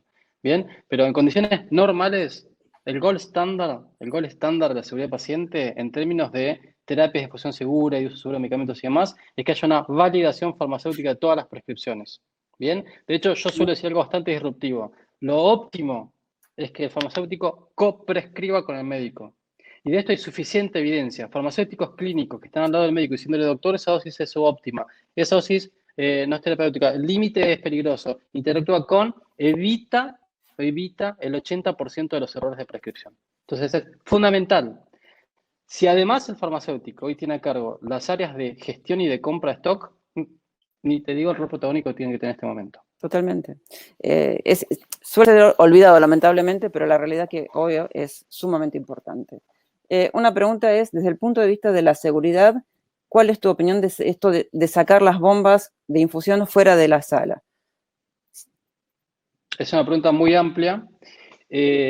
Como todo, yo creo que lo que hay que hacer es planificar muy bien las estrategias. Acá nunca se trata de tirar una idea, implementarla y copiar una receta y aplicarla. Bien, siempre hay que mirar los contextos, porque sacar las bombas de infusión afuera requiere de ciertas cosas, como por ejemplo recalcular los volúmenes de ciertas drogas, bien, para purgar los sistemas de infusión, ver el tema de los puntos de inyección por el tema de las infecciones, de que no toquen el piso, la prolongación, los sistemas de oclusión y demás. En esto hay mucha tecnología que ayuda muchísimo a la temática, básicamente porque se ocupa solo de recalcular volúmenes o de ver la sensibilidad de la oclusión o la necesidad del flujo que necesitamos y demás. Entonces, si no tenemos este tipo de dispositivos más avanzados, lo que hay que hacer es ser muy prudentes desde el punto de vista de entender cuál es la longitud de los sistemas de infusión que tenemos, entender cómo puede, que tenemos que controlar al paciente, que no se le hayan salido los accesos vasculares, que no tenga una extravasación, que podamos ver al paciente. Me explico, si no es simplemente sacar la bomba, es un conjunto de acciones que tienen que ver con que yo disminuya el ingreso o el tiempo de ingreso o la cantidad de ingresos de los profesionales de tal forma de optimizar tres cosas.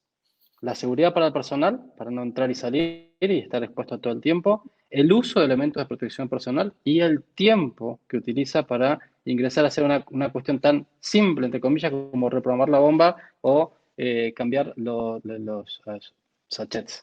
Bien, le llamamos aquí. Sí. ¿De acuerdo? Entonces, hay que analizarlo integralmente eso.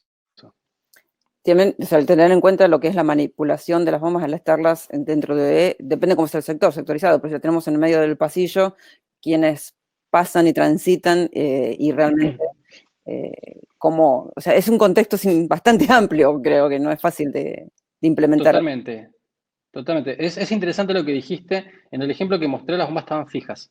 Bien, habían hecho unos paréntesis fuera de las puertas y las ponen fijas. El otro aspecto interesante de entender es el sistema eléctrico. Bien, porque he visto la aplicación de esa estrategia en otras instituciones y simplemente vi que pusieron un prolongador, zapatillas, le llamamos aquí en Argentina. Bien, pusieron zapatillas, un enchufe y enchufan todas las bombas allí. Peligrosísimo. ¿De acuerdo? Entonces, no es simplemente sacarlas afuera, es que analizar integralmente ese riesgo y cómo disminuirlo. Sí, es un tema para charlar largo, bastante largo. Después, bueno, ¿qué medidas serían necesarias en la terapia de infusión para disminuir los errores en medicación? Perdón, otra vez. Las medidas que consideras necesarias en la terapia de infusión para disminuir los errores en la medicación. Creo que también un poquito ahí. Bueno, acá podemos estar 2 horas más acá, ¿no? Para hablar de esto. Yo creo que la mejor forma de responder a eso es haciendo alusión al marco que nos contiene, es mirar todas las capacitaciones que tiene ATISPA. He visto varios videos que tienen material publicado en sus redes sociales y en la misma página respecto de la utilización segura de estos procesos y dispositivos. Me parece que hay muchos aspectos a tener en cuenta. En un proceso de administración segura de medicamentos hay por lo menos 14 posibilidades de fallo. Bien, entonces podemos estar 2 horas hablando, pero claramente podemos empezar de cosas tan simples como la identificación correcta del paciente, el macheo contra la prescripción médica, la concentración de las drogas, volúmenes, la elección de los accesos vasculares y muchísimos aspectos que cada uno de ellos es una temática bien particular.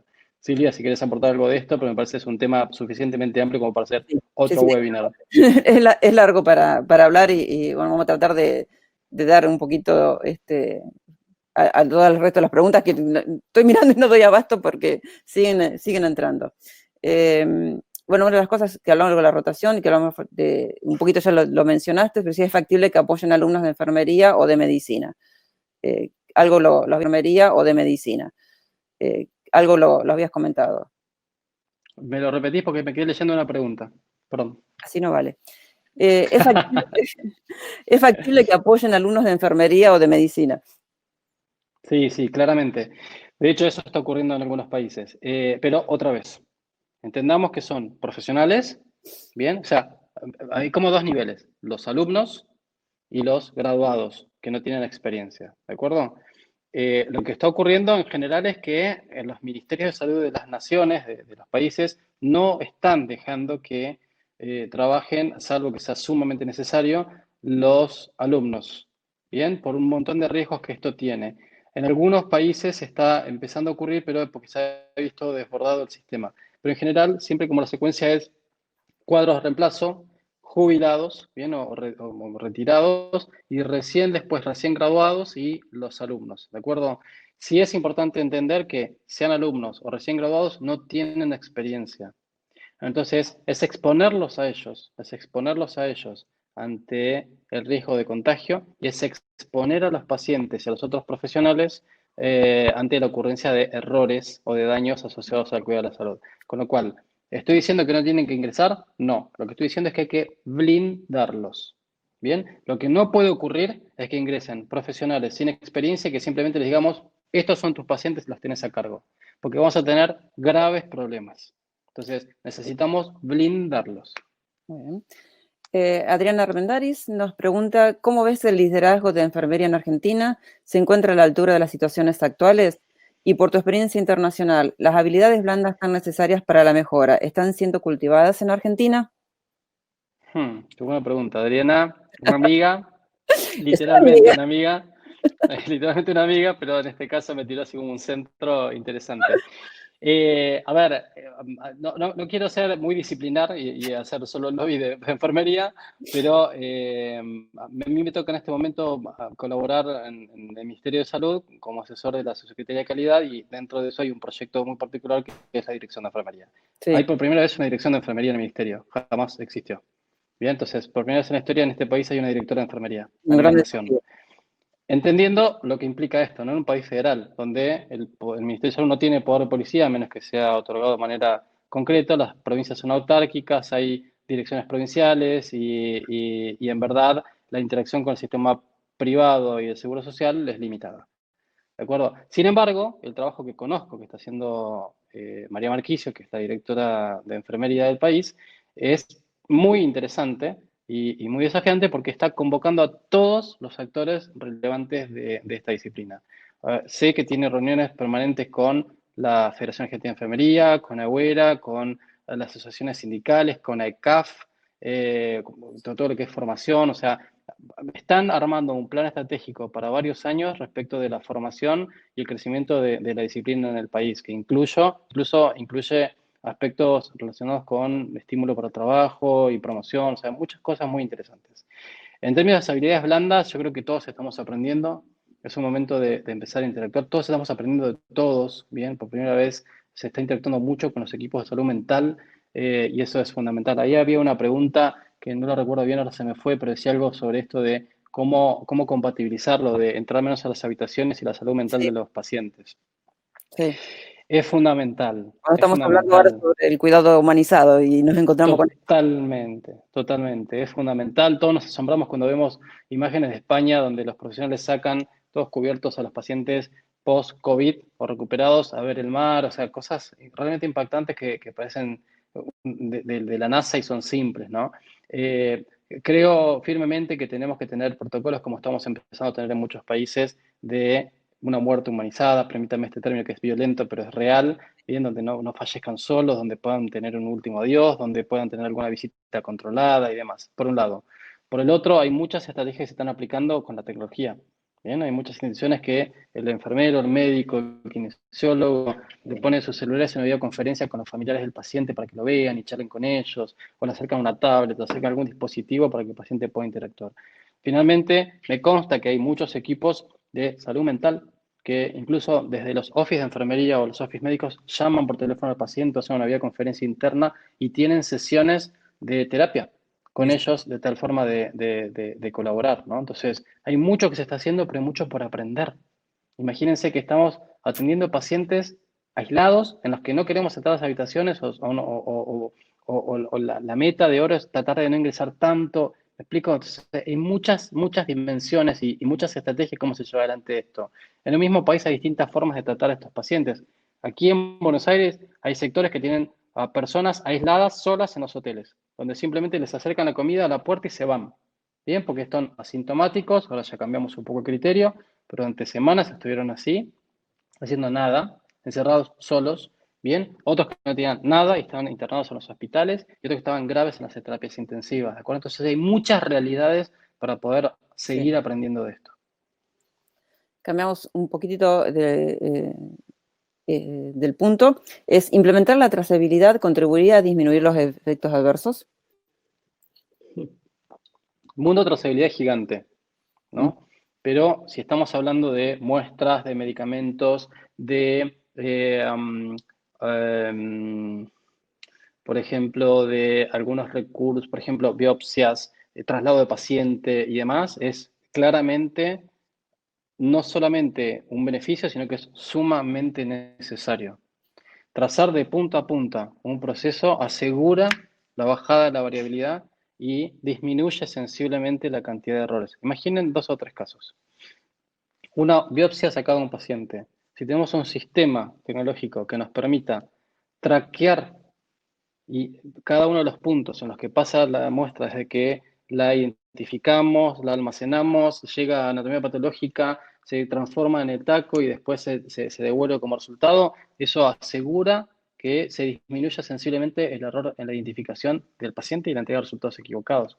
Ni hablar de los resultados del laboratorio, de entregar un resultado por otro, o incluso entregar un bebé recién nacido al otro. Hay instituciones que han implementado pulseras que junto con la pulsera del bebé y de la mamá, cuando acercamos al bebé a una mamá equivocada, suenan las pulseras. ¿De acuerdo? O sea, la trazabilidad como concepto es sumamente necesario. Ni hablar en todo lo que es el uso seguro de medicamentos, donde unos prescriben, otros almacenan, otros dispensan, otros preparan, otros administran, y otros monitorean.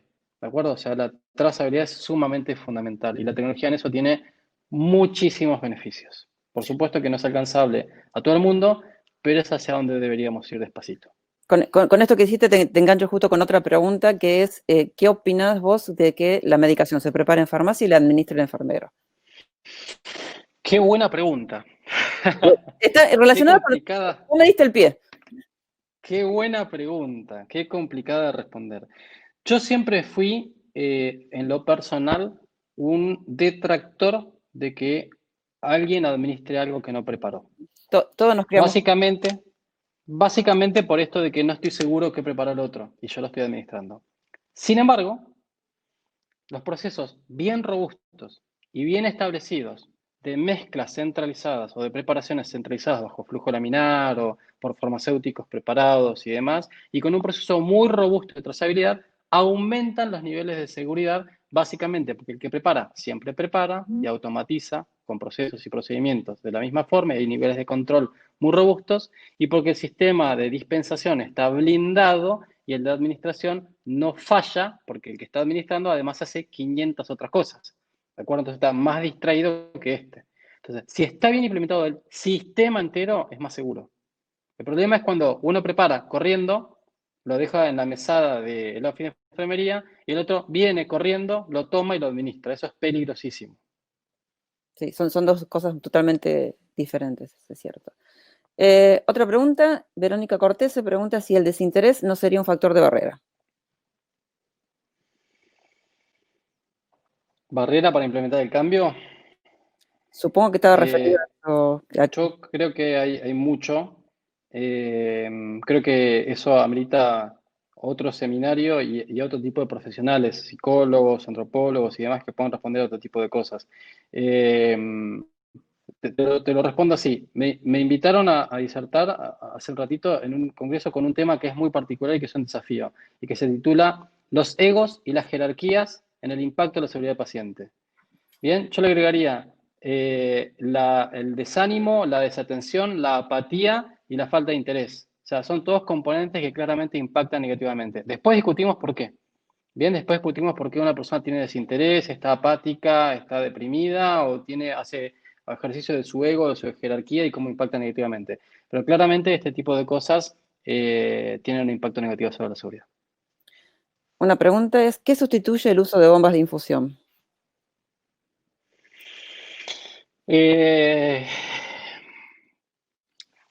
Miren, yo recuerdo una foto que me envió una colega que estaba en Uganda, creo. Ella era una excelente enfermera intensivista neonatal, acostumbrada a trabajar con toda la tecnología en un hospital universitario de Buenos Aires, uno de los más prestigiosos y con más niveles de inversión. Y me acuerdo que me mandó una foto y simplemente la titulaba Neurodesarrollo. ¿Bien? Y era un bebé en una caja de manzanas cubierta con alguna suerte de corderito, ¿bien? Y le había puesto como una tapa de acrílico que no sé dónde la sacó, que era claramente reciclada, para disminuir los niveles de ruido. ¿Con qué se puede disminuir las bombas de infusión? con lo que tengas a mano.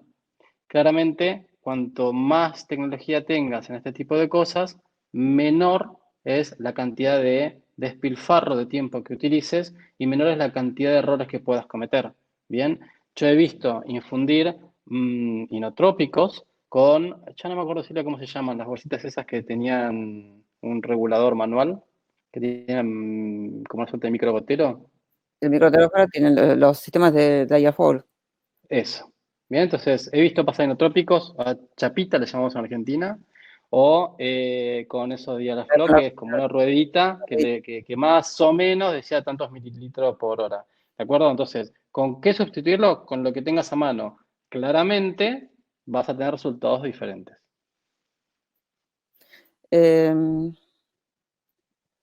Bueno, ¿qué pensás del mismo uso de los elementos de protección personal con más de un paciente? Si esto es en riesgo con los gérmenes multiresistentes. Bueno, eso debería responderlo un experto en control de infecciones. Hay mucho de eso, hay muchas opiniones. La otra vez del Ministerio de Salud de la Nación hicimos una webinar con dos de las expertas más reconocidas en Latinoamérica en control de infecciones y no se podían poner de acuerdo respecto a este tema. Silvia, ¿tu opinión? Gracias por darme No, la realidad es que nosotros mucho hablamos de colocar en cohorte los pacientes. Esta situación y ante las grandes demandas de elementos y la dificultad con la oferta de tener los recursos, muchas veces se realiza esto y se coloca al paciente en cohorte. El paciente que está internado, obviamente, uno pone el riesgo de lo que es multiresistente. Es muy difícil hacerlo y tiene que ver realmente con esto de los recursos. Uno tiene que a veces priorizar, lamentablemente, lo que se tiene y poder hacerlo en lo mejor posible. Pero la realidad es que esto incluso pasa con los multiresistentes. Uno pone los pacientes en cohorte y puede llegar a utilizarlo sabiendo y teniendo las precauciones. Lo que es fundamental es el cambio siempre de los guantes y el lavado de manos. Uno puede utilizar el mismo camisolín, el mismo barbijo. En estos casos no pondría tanto en riesgo, pero sí, obviamente no puedes pasar de una habitación a otra con el mismo par de guantes sin intermedio habérselo cambiado y lavado las manos. O sea, no es tampoco todo sí o todo no. Y tal cual que dijiste, cortes, ¿no? Claro. No andar con lo mismo por todos lados. Es así, o sea, es un poquito complicado. Bueno, sí se habla de, bueno, mucho también lo hemos hablado, sobre el cuidado del paciente y qué es lo que pasa con el cuidado del personal de la salud. Totalmente. Miren, hay una discusión que se viene dando hace un tiempo. El IHI, que es el Instituto de Mejora de Calidad de Estados Unidos, es un organismo muy representativo porque de alguna forma es como el grupo asesor del gobierno de Estados Unidos sobre mejora de calidad y una serie de cosas. Su CEO, su director ejecutivo, fue el asesor o casi el ministro de salud de Obama y fue el creador de el sistema de salud de Obama. Bien, ellos básicamente se basaban en tres pilares, que se llamaba la triple meta. Entonces, la triple meta era salud de la población, era eficiencia y era la tercera, no lo recuerdo, tenía que ver con, creo que era algo así como mejora de procesos, una cosa así. Hubo mucha discusión de parte de otras organizaciones académicas y de instituciones sanitarias, primero en Estados Unidos y después a lo largo de todo el planeta, acerca de que esos tres componentes no se podían dar si no había un cuarto, que era lo que ellos después llamaron shared work, que es como diversión en el trabajo, como salud en el trabajo. Nosotros lo hemos traducido como bienestar en el trabajo. Entonces, a partir de eso y de esa discusión, se publicó de parte del IHI una editorial diciendo, muchos le llaman esto la cuarta meta, en verdad es la triple meta, pero damos lugar a lo que plantean. No se puede tener eficiencia, salud poblacional y mejora en los procesos si no tenemos a nuestros profesionales y al personal cuidado. Bien, desde allá hasta acá hubo mucho lobby, empezaron a haber mucho trabajo respecto de cómo hacer para que los entornos empiecen a cuidar mejor y más a los profesionales. Se empezó a hablar de Magnet Hospital, un montón de cosas que ya se venían hablando y que en definitiva tomaron mucha vigencia. Con el COVID esto se hizo realidad. No podemos concebir una institución que se mantenga de pie si no mantenemos a nuestro personal sano. Bien, de repente estamos trabajando ahora en una situación de emergencia. Tenemos que lograr que estos sistemas y estas lógicas, y en particular todo lo que es el trade at work, todo lo que es el entorno saludable para los profesionales, no solamente físico, sino especialmente emocionalmente, en términos de jerarquías, de poder, de resiliencia, de magnetismo, de programas de retención, de crecimiento laboral y de carreras, se mantengan como una meta estable a lo largo del tiempo. Esto es algo que nosotros no estamos acostumbrados y que no es que ahora, por la época, porque estamos en pandemia, tenemos que cuidar nuestra salud mental. Está bien, es más intenso, pero la realidad es que siempre deberíamos tener un sostén y un apoyo para el cuidado de la mental. Exacto.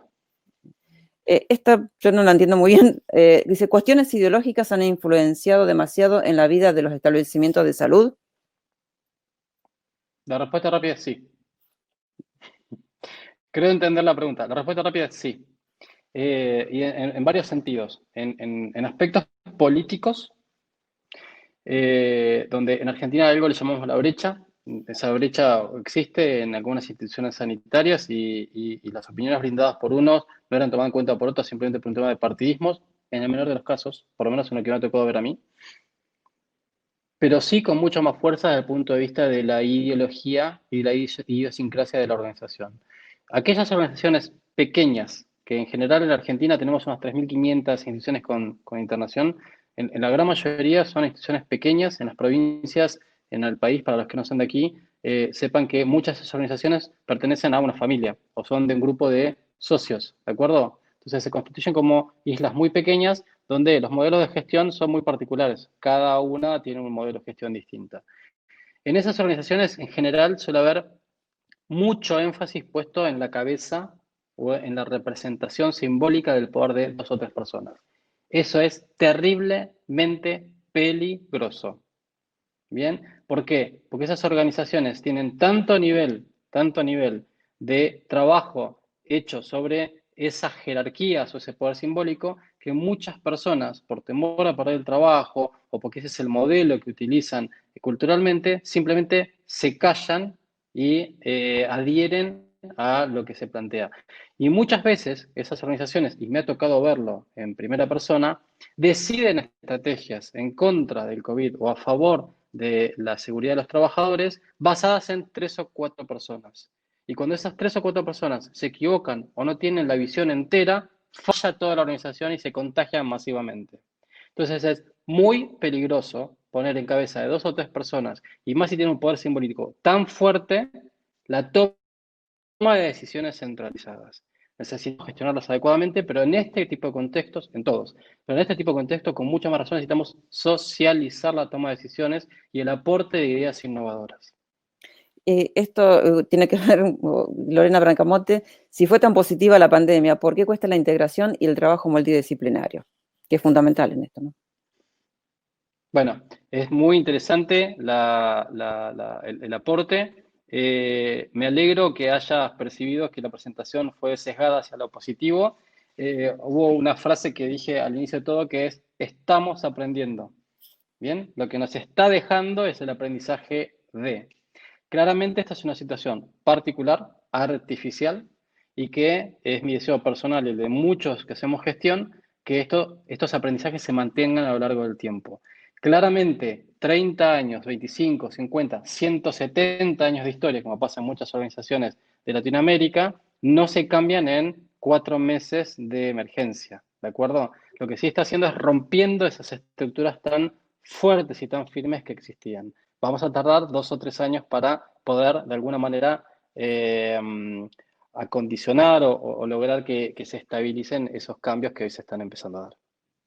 Ahora, la última pregunta, porque ya la verdad que hemos aprovechado y exprimido, creo que demasiado ya, o sea, tenemos más de 1 hora y media de conexión. Esto también creo que es difícil. ¿Cómo hace un enfermero para acostumbrarse a los protocolos? No solamente un enfermero, yo lo corrijo, realmente todo el profesional de la salud que trabaja en el pluriempleo, a los protocolos de trabajo cuando se trabaja en 2 instituciones diferentes y la realidad que tienen protocolos diferentes.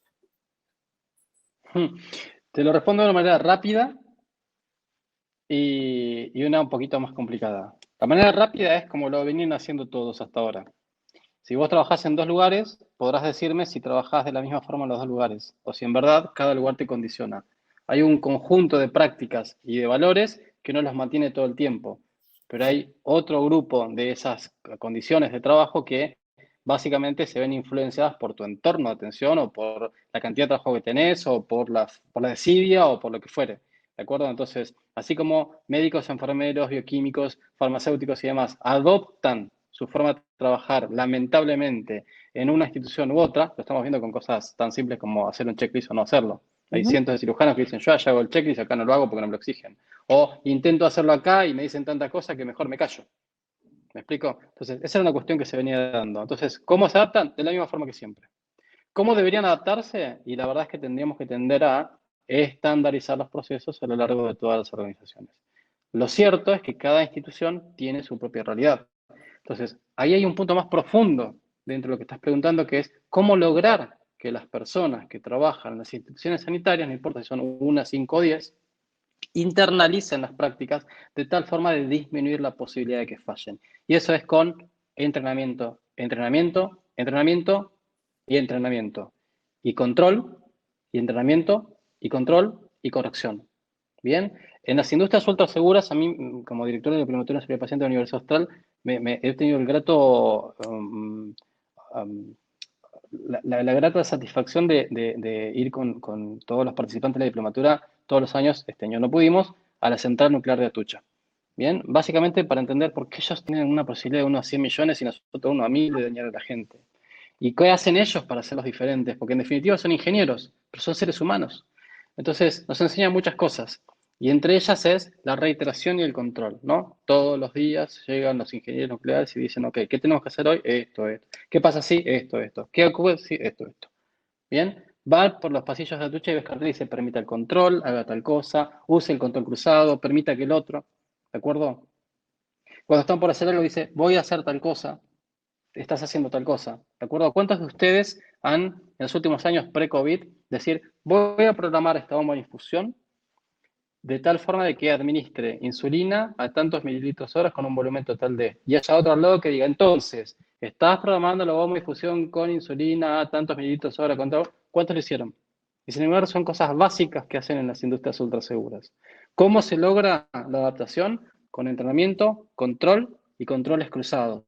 De tal forma de que esto se incorpore de manera de hábito y control. Bien, o sea, necesitamos básicamente identificar cuáles son los puntos de riesgos, aquellas acciones más peligrosas, intentar en lo posible introducir tecnología si es posible, pero al menos establecer puntos de control y entrenar, entrenar y entrenar. La forma de darse cuenta que uno está fallando es siendo observado. Y este es el primer cambio radical en la cultura que tenemos que generar. Permitir que alguien más nos observe. No importa qué título académico tenga o hace cuántos años esté trabajando así. Estás apagada. ¿Ahora sí? ¿Ahora sí me escuchas? Sí. Perfecto. Bueno, la verdad que lamento muchísimo todas las preguntas que quedan afuera, pero no podemos extendernos más. Esto va a quedar grabado, van a tener el link y van a poder acceder todas las veces que quieran, porque fueron también varias de las preguntas que querían rever la grabación y la conferencia, así que van a tener esa oportunidad. Te agradecemos infinitamente, Ariel, por tu predisposición, tu colaboración y poder brindar realmente tus conocimientos de una forma tan generosa. Agradecemos obviamente también a Beto Dickinson que nos ha acompañado con esta serie de webinars. El segundo episodio es el 24 de septiembre, así que vayan ahí marcando la fecha, ya van a recibir la información. Agradecemos en estos momentos a los 353 que han permanecido conectados. Algunos se han perdido en el camino, pero la verdad que agradecemos mucho la persistencia y poder estar hasta el final de esta primer episodio nuestro. Y bueno, nada más, agradecemos infinitamente todo. Nuevamente lo digo porque la verdad que creo que la gente está muy contenta y realmente en serio lamento no poder seguir con las preguntas. Muchas gracias, un placer y bueno, a disposición para lo que necesiten. Muchas gracias. Nos vemos en la próxima. Hasta pronto.